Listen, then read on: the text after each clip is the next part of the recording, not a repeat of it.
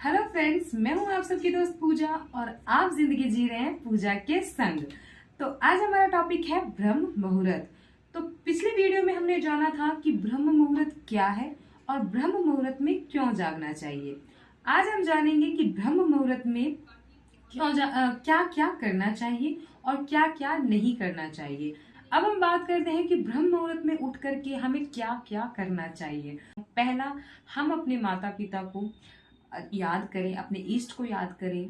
दूसरा, हम मेडिटेशन करें। तीसरा, हम विजुअलाइजेशन करें। चौथा, हम अपने ग्रंथों को, हमारे जो भी ग्रंथ है, वेद है, उसका अध्ययन करें। मैं नहीं कहती कि आप वेदों का अध्ययन करो, यहाँ पर किसी के पास इतनी भागदौड़ की जिंदगी में टाइम नहीं है कि वेदों को पढ़े। जो मोटे मोटे हमारे वेद हैं उनको पढ़ने की जरूरत नहीं है, लेकिन आप कुछ कुछ स्पिरिचुअल बुक्स जो आजकल पतली पतली मतलब आप उसको पढ़ने के बाद ऐसा बोरियत फील नहीं किया और हम इतने मोटे मोटे किताबें पढ़ रहे हैं। नो नो नो, जो आजकल मार्केट में बहुत पतली पतली स्टोरी टाइप्स की जो बुक्स मिलती है वो स्पिरिचुअल से रिलेटेड है, आप उसका अध्ययन करें। उसके माध्यम से भी आप काफी चीजें गेन कर सकते हो। तो आप रीडिंग करें, कोई भी चीज का एक्नॉलेज करें कि आपको ये चीजें जाननी चाहिए। आप कोई भी नॉलेज को अच्छे से प्राप्त कर सकते हो। तो आप कोई भी अध्ययन करें, किसी भी चीज का अध्ययन करें, रीडिंग करें, वो आपको करना चाहिए इस टाइम पे। अगर आप इस टाइम पे किसी भी चीज को पढ़ते हैं, कुछ भी चीजें अध्ययन करते हैं, तो वो आपके माइंड में फिट हो जाती है, हमेशा के लिए फिट हो जाती है।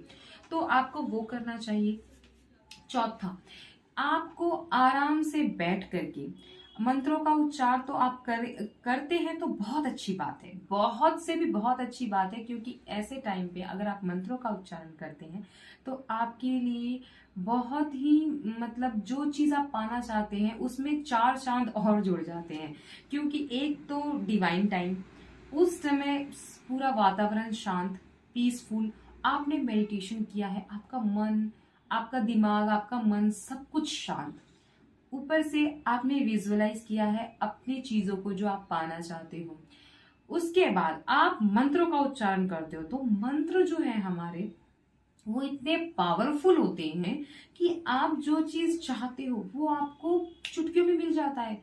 क्यों? क्योंकि हमारे पास इतना टाइम नहीं कि यार हम मंत्रों का उच्चारण करें। सुबह उठते हैं, तैयार होते हैं, भाग दौड़ करते हैं, भैया हमें ऑफिस के लिए लेट हो रहा है, ये वो। फिर ऑफिस से थके हुए आते हैं और अपना खाना वाना खा के सो जाते हैं, मोबाइल वोबाइल चला करके। ओके, तो हमारे पास टाइम नहीं होता कि हम मंदिर भी, हम फॉर्मेलिटी करने जाते हैं, मंदिर हम जाते हैं पूजा करने, लेकिन हमारा ध्यान रहता है कि यार ये काम रह रहा है, यार उसको जाके पेमेंट करना है, यार ये काम हो गया। तो हमारे पास बहुत सारी चीजें दिमाग में चल रही होती है। क्यों? क्योंकि उस समय सूर्य उदय हो चुका होता है और सूर्य उदय होने के बाद हमारी जो जिंदगी है, हमारी जो सूर्य उदय होने के बाद जो होता है, एक यूनिवर्स को सब लोग अपने अपने थॉट्स भेज रहे होते हैं, वहां आप भी भेजोगे तो जल्दी से आप कोई भी चीज मैनिफेस्ट नहीं कर सकते। और उस मोमेंट पे आप स्ट्रेसफुल थॉट्स भेजोगे, मेरे साथ ये हो रहा है, प्रभु प्लीज ये ठीक कर दीजिए ना, इस तरह के थॉट भेजोगे तो वो आप अंदर से खुश होकर के नहीं कर रहे हो, आप स्ट्रेसफुल होकर कर रहे हो।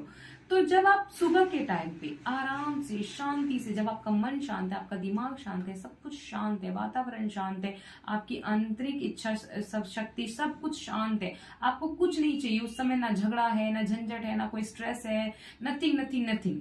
तो उस समय आप जब मंत्रों का उच्चारण करते हैं तो कितना पावरफुल होता है, कितना ज्यादा पावरफुल होता है। तो उस समय आप कितनी चीजें गेन कर सकते हो, राइट? तो हमें सबसे पहले सुबह उठ के माता पिता को, अपने इष्ट को याद करना चाहिए। दूसरा, हमें मेडिटेशन करना चाहिए। तीसरा, हमें विजुअलाइजेशन करना चाहिए। चौथा, हमें रीडिंग करनी चाहिए, कुछ चीजों की अध्ययन करनी चाहिए। और पांचवा, हम लोगों को मंत्रों का जाप करना चाहिए, चैंटिंग करना चाहिए, अपने आप को शांत रखना चाहिए और हमें सिर्फ और सिर्फ पॉजिटिव चीजें ही सोचनी चाहिए। क्योंकि और वैसे भी इस मोमेंट में हम सिर्फ नेगेटिव चीजें सोचते ही हैं, हम पॉजिटिव चीजें ही सोचते हैं।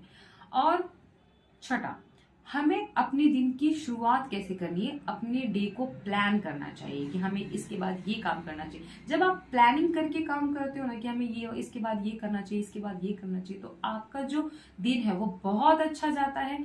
और आप जब पहले से ही प्लानिंग कर लेते हो कि हमें पूरे दिन में ये करना चाहिए, तो आपका जो समय है वो बहुत सारा समय बच जाता है। और वैसे भी आप ब्रह्म मुहूर्त में उठे तो बाकियों के मुताबिक आपको बहुत सारा समय मिलता है, आप अपनी जिंदगी को, अपने दिन को अच्छे से चला सको।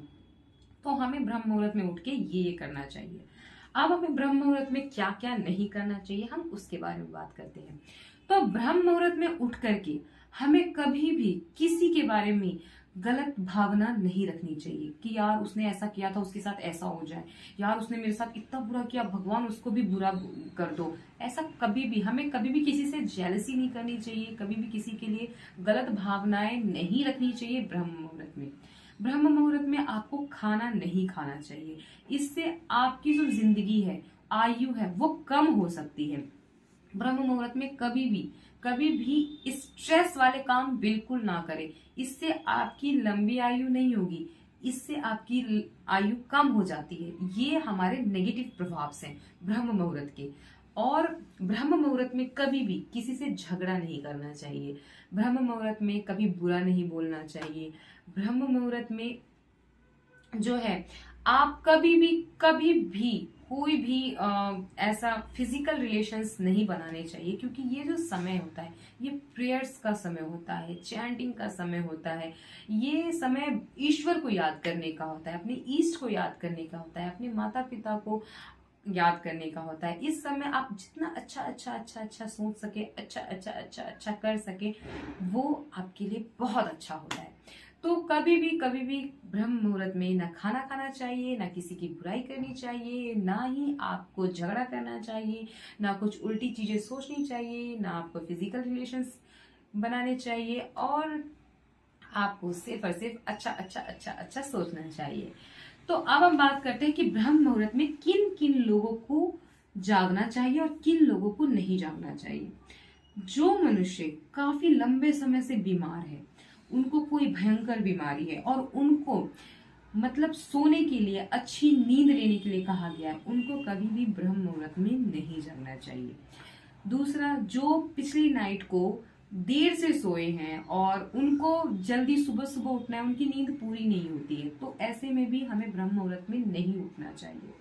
जिसका खाना पिछली रात को नहीं पचा है और उन्होंने लेट नाइट भोजन किया है, तो उन लोगों को भी ब्रह्म मुहूर्त में नहीं उठना चाहिए। इससे आप बीमार पड़ सकते हैं, इससे आपको अपच की प्रॉब्लम हो सकती है, आपके डाइजेशन सिस्टम में भी प्रॉब्लम हो सकती है, तो आपको उन मतलब नहीं उठना चाहिए। और जो बुजुर्ग लोग हैं, जिनको आदत नहीं है ब्रह्म मुहूर्त में उठने की, उनको भी नहीं उठना चाहिए। गर्भवती महिलाएं, प्रेग्नेंट लेडीज को भी ब्रह्म मुहूर्त में नहीं उठना चाहिए। बच्चों को कहा जाता है कि जितनी नींद वो लेंगे उतना अच्छा उनका जीवन होगा, तो बच्चों को कभी भी ब्रह्म मुहूर्त में नहीं उठना चाहिए। तो हमने बात की कि ब्रह्म मुहूर्त में क्या क्या करना चाहिए और क्या क्या नहीं करना चाहिए, किन किन लोगों को ब्रह्म मुहूर्त में जागना चाहिए और किन किन लोगों को ब्रह्म मुहूर्त में नहीं जागना चाहिए, और ब्रह्म मुहूर्त में क्या नेगेटिव प्रभाव भी पड़ते हैं या पॉजिटिव प्रभाव भी पड़ते हैं। तो इन सब टॉपिक को हमने जाना आज। अब हम मिलते हैं नेक्स्ट वीडियो में, फिलहाल के लिए इतना ही। नेक्स्ट वीडियो में हम जानेंगे कि ब्रह्म मुहूर्त में हमारे शरीर में क्या क्या चेंजेस होते हैं, और हमारे शरीर की जो चेंजेस हैं वो हमारे एनवायरनमेंट से कैसे अटैच होकर के, कैसे हमारे चीजों को मैनिफेस्ट करने के लिए, हमारे सोचे हुए थॉट्स को, हमारे प्लानिंग किए हुए चीजों को कैसे जल्दी से जल्दी मैनिफेस्ट करने के लिए हमारे ब्रह्म मुहूर्त में उठना बहुत जरूरी होता है। तो हम ये सारी चीजें जानेंगे नेक्स्ट वीडियो में। तब तक के लिए फिलहाल इतना ही। मैं मिलती हूँ आपसे नेक्स्ट वीडियो में। तब तक के लिए आप लोग स्वस्थ रहिए, खुश रहिए, हंसते रहिए, मस्त रहिए, व्यस्त रहिए और अपना ख्याल रखिए। Bye bye.